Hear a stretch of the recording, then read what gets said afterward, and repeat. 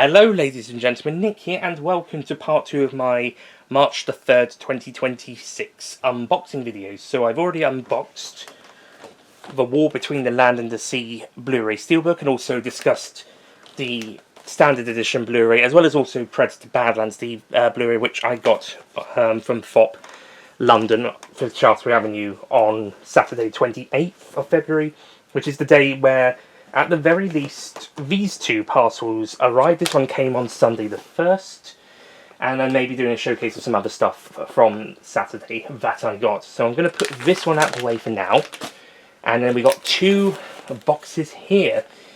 Now, I was expecting just one. I think I know where they come from. I was just expecting one. So it's going to be a roulette of which one is which, because I think I know what the other one is as well.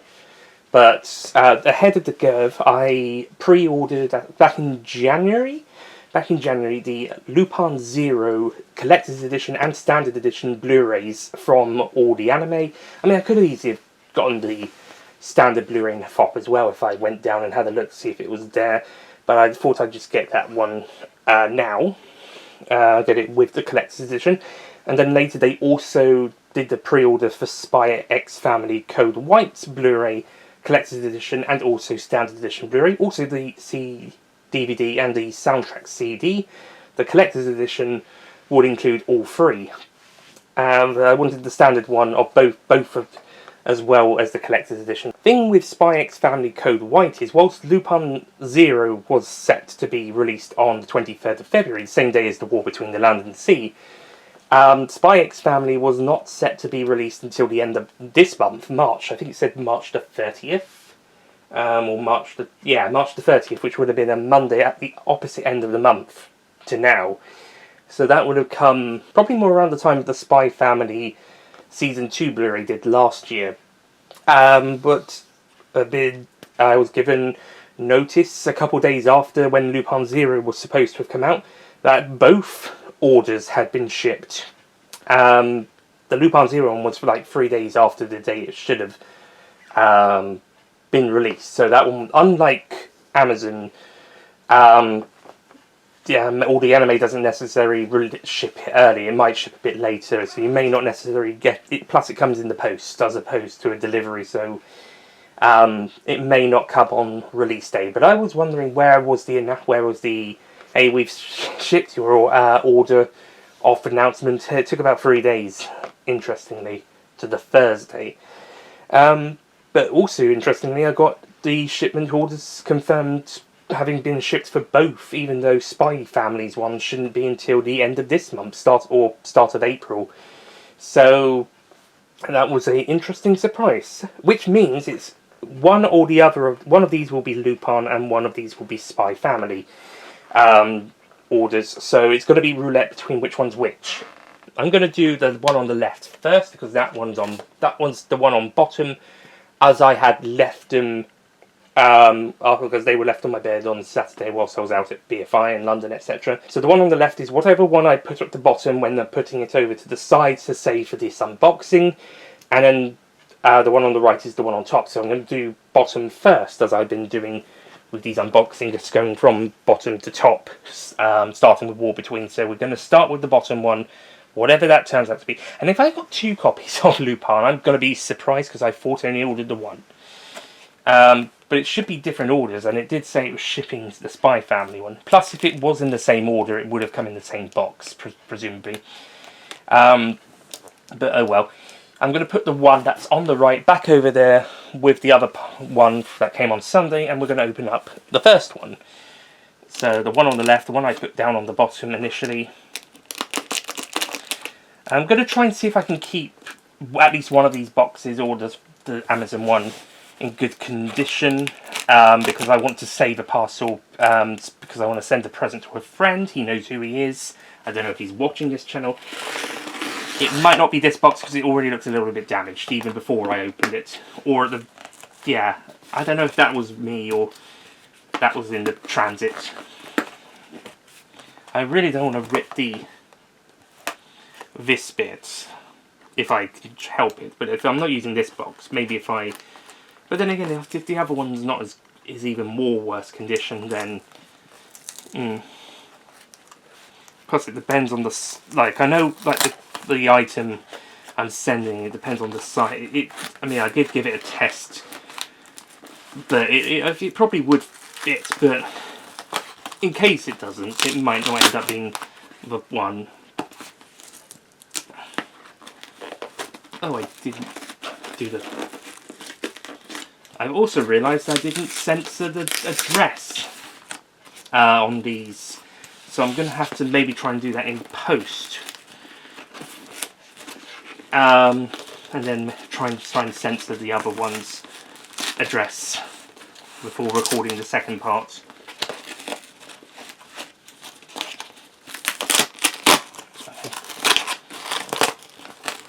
That's good. Okay, here we go. So in case I want to keep that box, and if I don't want that one, then I'll just if I don't want to keep this one, I'll just dismantle it more later. Okay, this one looks like it's Lupin, just from the back alone. Okay, so opening up the bubble wrap. There might actually be something else I might want to keep, actually. There we go.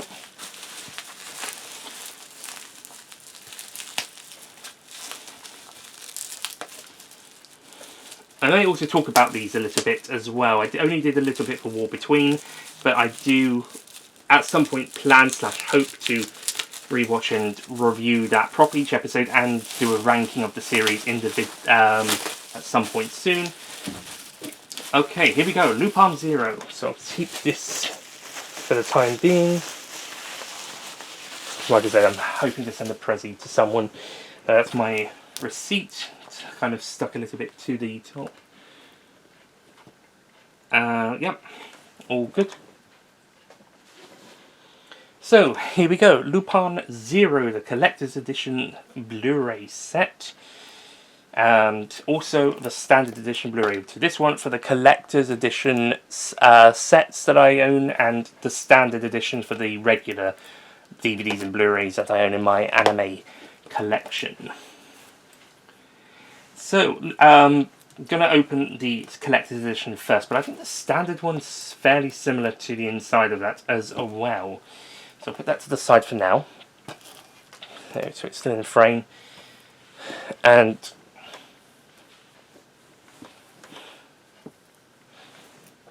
okay, so Collector's Edition. So, before I get into it, Lupin Zero is a previously exclusive, but later released on home video as well. Previously exclusive to streaming. Outside of Japan, it was on High Dive. It is a 6-episode series. Each episode is about the usual anime series length, so it's about 23 or so minutes per episode. So think of the length of classic Doctor Who episodes and then cut down like a minute or two. And also the title and end credits sequences are like an hour, a minute and a half, as opposed to half a minute, which TV in the UK, the titles as of 2007-8 were kind of required to be 30 seconds long or something. Maybe a bit longer for the end credits, perhaps. Yeah. But Lupin Zero. The series focuses on Lupin the Third, seen here as a teenager, I believe 13 or 14 years old. And he meets Daisuke Jigen in the first episode as teenagers. They also meet Yoko, I believe her name is, who is a singer at a club, and they kind of help her out a few times in the series. We also see in the series Lupin's father, Lupin the Second, who in the... we've only got the Japanese language here. There was not an English dub released as of yet. Same with Urusei Yatsura seasons 3 and 4. Or, season 3 and 4 is how they were on High Dive, and on the Blu-ray season 2 on the production. So there's no English dub for this, so it's Japanese only. But the actor who plays Lupin the Second here played Lupin the Third himself in The Fuma Conspiracy as the cast for that special. It was going to be a film, but then it became a direct-to-video film with a few limited cinema screenings. But he played Lupin the Third there because they decided the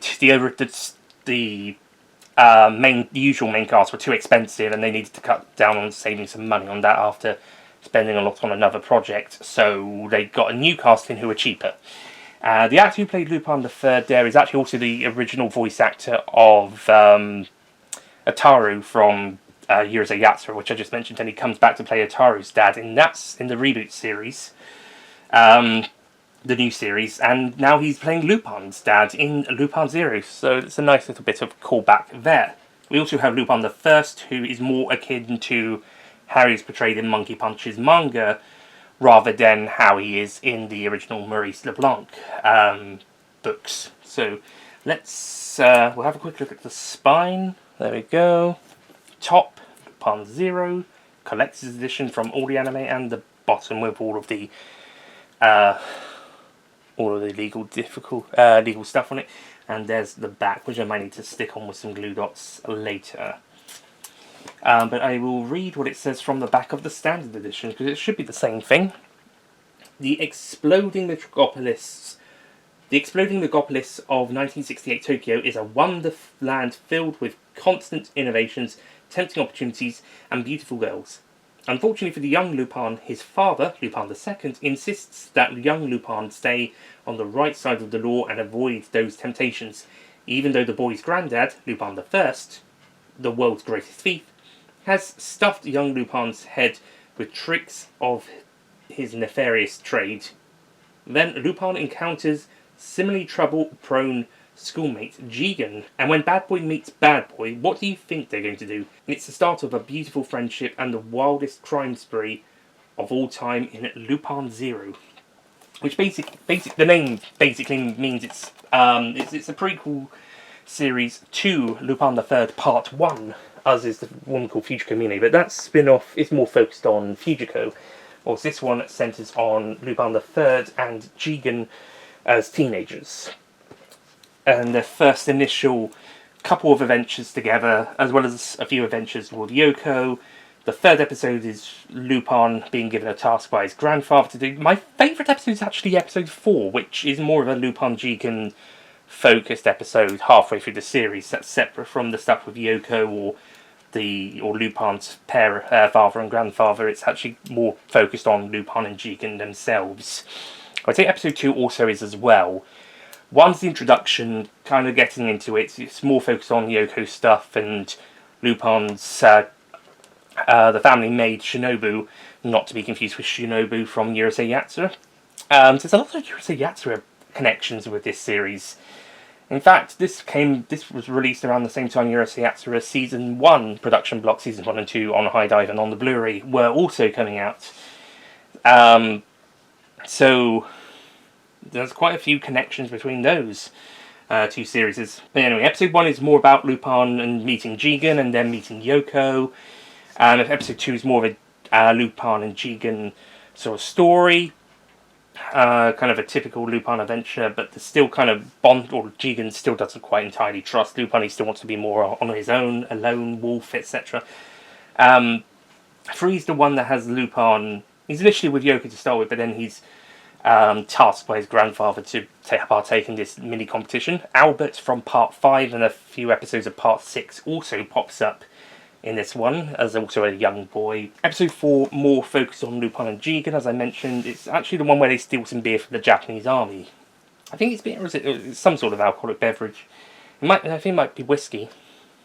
And then episode 5 and 6 is sort of like a 2-part finale, centering about Lupin's relationship with Yoko and her boyfriend, who's some sort of like, not quite a terrorist, but somewhere between a terrorist and a freedom fighter. It's not, I can't quite remember. This aired in late 22, early 23. I haven't seen it since then. And also Lupin's coming to, it comes to his inheritance as Lupin III by stealing the wolf his father owns, the Wolfer P38. And then also gaining his green jacket, yellow tie outfit that he will wear in parts 1 and 6, and the one called Future Community and a couple of OVAs and films, like Cagliostro. So, the series basically is how young Lupin becomes Lupin the Third. So, I'm going to open up this collector's edition set now, and okay.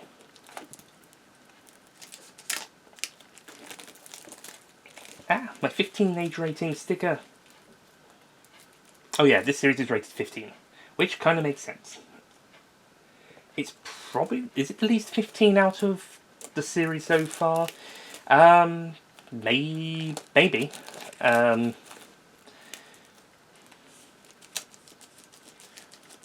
is... I'll read the age rating thing on the back anyway in a bit. Actually, I forgot to read that with the special features. But yeah, there is some scenes that would probably make a few episodes at least 15. There's still got the...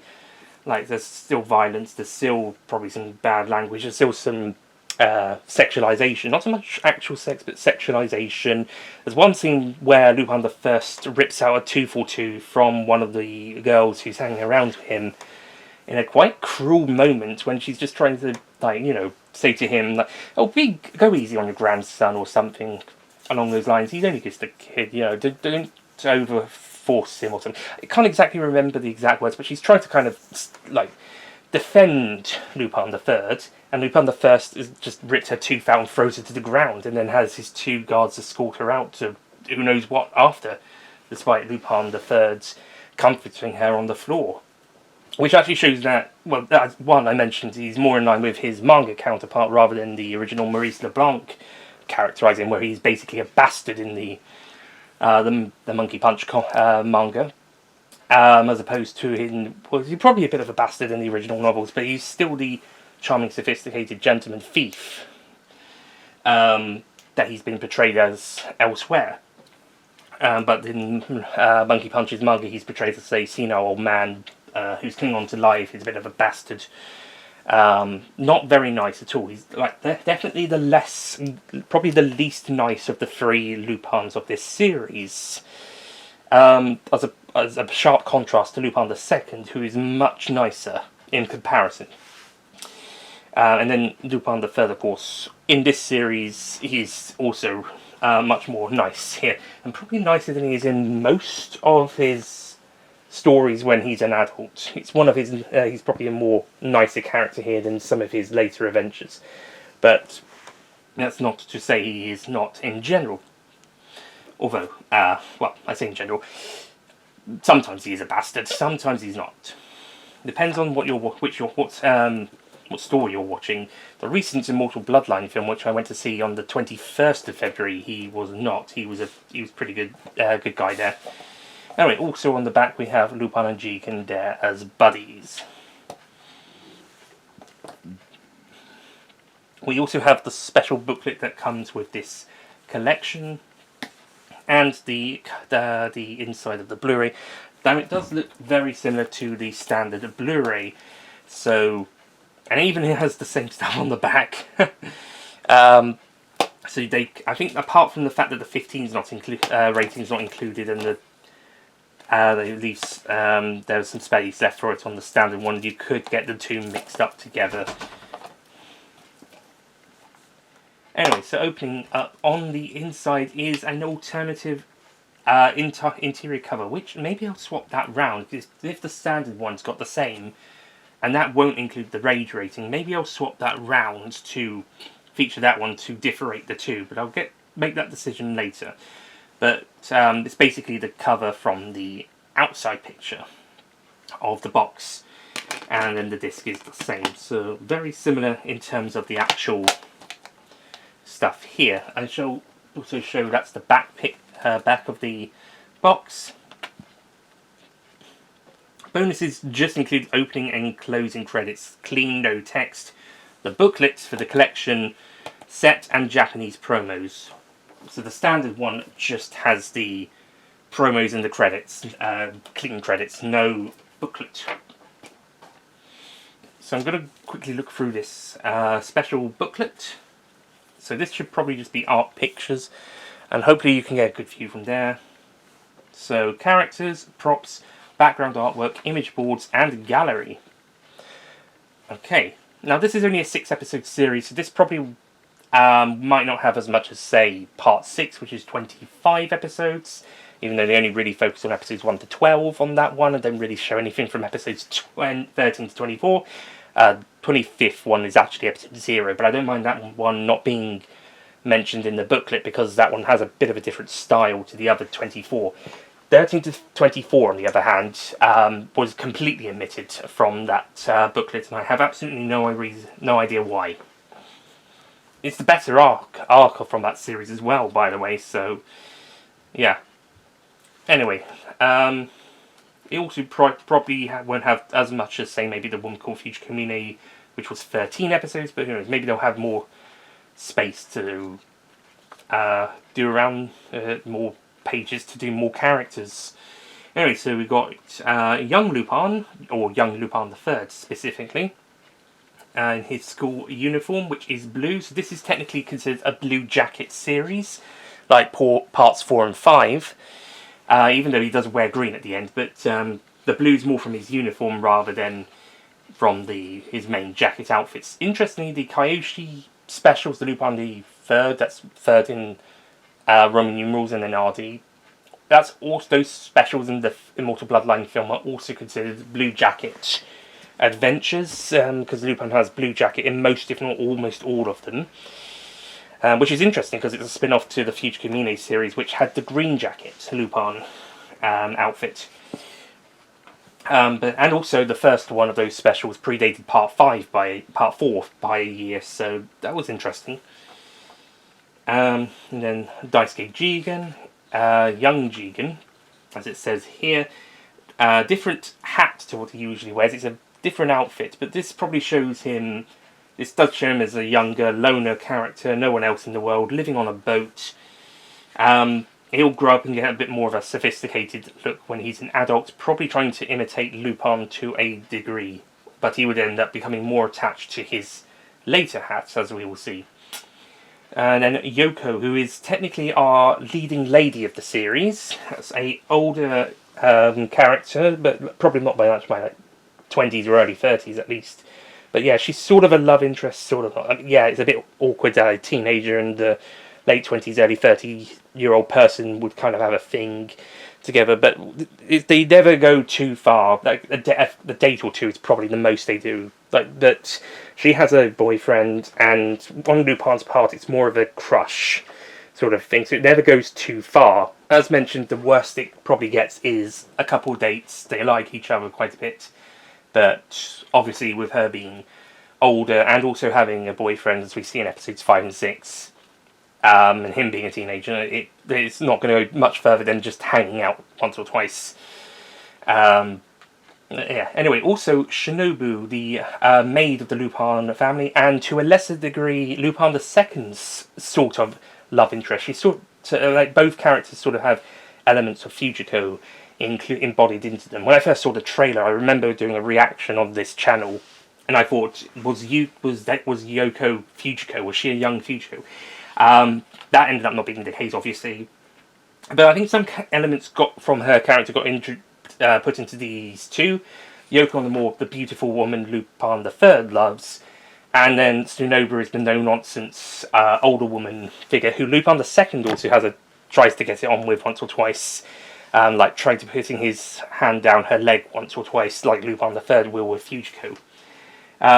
She's the more serious, no-nonsense maid character for the most part, but she's also like Lupin, with Lupin II being a bit absent for most of the series until episode 5 or 6. She's probably the next most kind of supportive or caring adult figure aside from Yoko in young Lupin's life. Some school students here and there. Not many female characters depicted in here. I think there were a couple in this series in terms of the kids. Then we've got the gun and the cars that also feature the props. I see. Only interesting, the character designs, they don't do it for Lupin II or Lupin I, or Yoko's boyfriend from the finale. Yatsura cars are I think those are the who are chasing Yoko in the first episode. Police car and young Lupin's motorbike. Interestingly, there is no young Zenigata in this series either, as well as no Fujiko and also no Goemon. It's just Lupin and Jigen as far as characters from the later series and films and specials, etc. appear. The manga did do chapters with as mentioned, with Lupin the First and young Lupin's relationship. Yeah, I think this series is actually inspired by those chapters that Monkey Punch did. As for Lupin the Second, I think most of that is more exclusive to this series. I think there was some other stuff with him in, I think, the Napoleon Dictionary special, him and Lupin the First, and also Lupin's grandmother. It was definitely one of the earlier 90s specials that talked about those three and stuff of them. Actually, Lupin the Second in that one had the green jacket outfit that Lupin the Third has in part 1. Yeah, that's an interesting detail that that special talked about Lupin's grandmother more in a significant detail. So it was really only until part 6 where we got stuff about Lupin's actual mother, apart from the English dub of part 2 where Tony Oliver's Lupin would shout, "Oh crap, oh hell, oh mummy," sometimes. Some pistols, Lupin's pistols, I think, is that the Wolf of P-38 included? Hope you guys are getting a good look at this, by the way, sorry about it. Not the passenger and freight train from episode 2. Oh yeah, the other character from episode 2, the girl kind of character, kind of native dress sort of thing, Latin American sort of dress thing. Her character wasn't in these pages. They put the students of the school on more pages than characters significant to the specific episodes, or even main characters from the whole series, and indeed Lupin's life that would inspire him going forward into adulthood and the other series and episode specials and such in the rest of the series.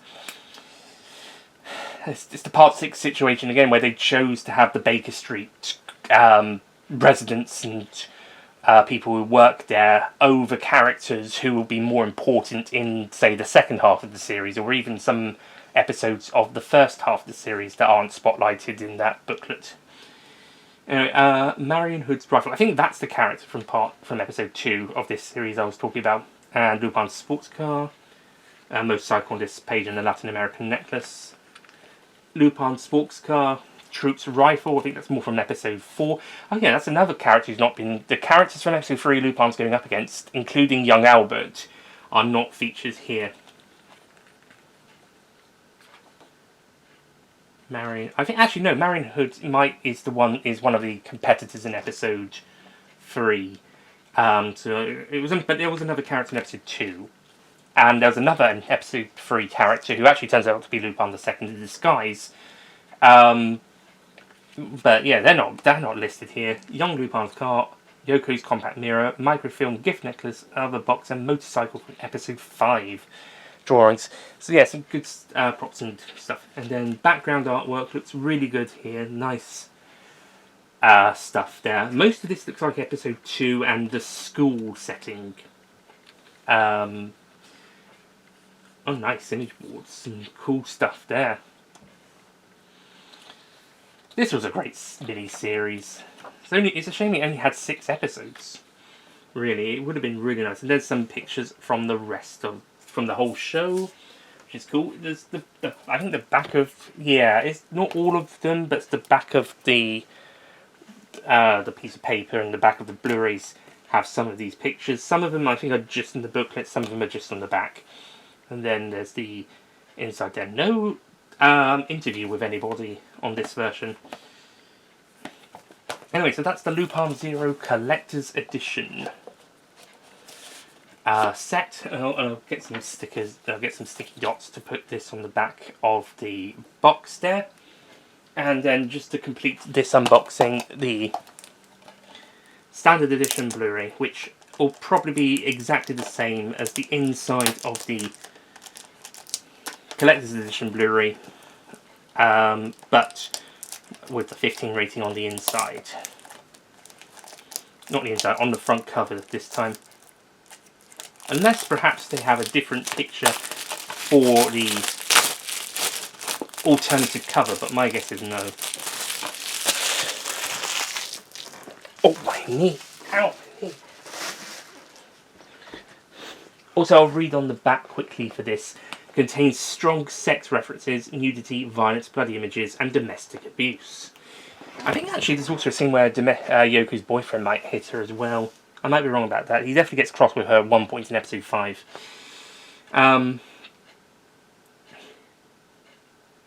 Also, pictures up here include young Lupin, a guy, I don't know if he's stealing or if he's presenting the necklace, Jigen gun, Jigen with, we get to see his eye, old Lupin the First, Lupin the Second, and then Lupin the Third and Jigen with Yoko. That's the character Lupin the Second disguises himself as in the third episode, and Lupin the Third again, and the silhouette of him there. Okay, opening up. Okay, we got a little insert for all the anime stuff. I'll have a look at that in a moment. But yeah, inside the cover is the same. There's the disc.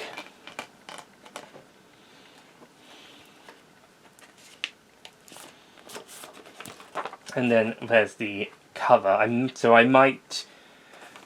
well, maybe I would have done it for this one, but the 15 rating doesn't appear on the front cover. It appears on the back and the spine, interestingly. They don't always do that, but I might swap it for the other release to distinguish it from the two.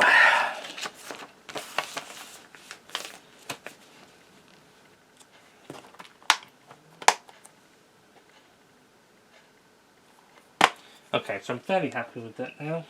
Okay, so I'll just include the disc and all the anime. Europe's leading boutique animator distributor. That's fair. They release anime limited stuff, which is main ones released on their website, and they're the main ones who done the Lupin stuff, like Lupin the Third, the First, and Immortal Bloodline films have been released in cinemas thanks to them. But they also do MVM and Crunchyroll releases as well. And we've got a couple of anime pictured up here. Ones that I know. Got One Piece on the left, top left here, and then SpyxFamily, which I think is a picture from Code White. Naruto is there, Naruto. I think that's what it's called. And that's Bell, which was a film that was released by Anime Limited at the end of 2024, start of 2025 in the UK. Was it end of 23, start of 24? There's this other picture that looks very Miyazaki-esque. Oh wait, has it got the title? It doesn't have the title, it's just got the kind of the credits. The Bell film was 2021, so maybe we got it in 23 then, perhaps. Does it have anything else? Oh, okay, Naruto, the first Slam Dunk, Jitsu Kisan, vinyls, which include SpyxFamily Code White, Bleach, Macross Plus, and anime, and a selection of anime in 4K, including Bell. This is on the middle, and on the back is some more stuff with that. So it doesn't really go too much into detail about what you can get, apart from a couple of titles up top and in the middle, and then also vinyls and 4Ks included. And they do DVDs of some stuff, usually the movies, but when it comes to the series, it's mainly Blu-rays now. Although depends on the distributor. Crunchyroll might do DVDs as well, like for SpyxFamily, but Anime Limited and MVM may just do Blu-ray, maybe Blu-ray in 4K. But yeah, it's a nice little booklet. It's just a shame that maybe they couldn't feature a few more titles, or even list titles on the front, even. And also it's a shame Lupin doesn't appear on there at any point. Whether that be young Lupin or one from the previous releases. Like, how cool would it have been to have the CGI Lupin III from the first movie appear somewhere on there? Or from part 6. Anyway, so that's the Lupin Zero Collector's Edition Blu-ray release and Standard Edition Blu-ray. So thank you for watching this unboxing. So if I'm right, the next parcel should be SpyxFamily Code White Collector's Edition Blu-ray with DVD and CD for the soundtrack and the standard Blu-ray. Thank you for watching, and I'll see you guys next time. Goodbye.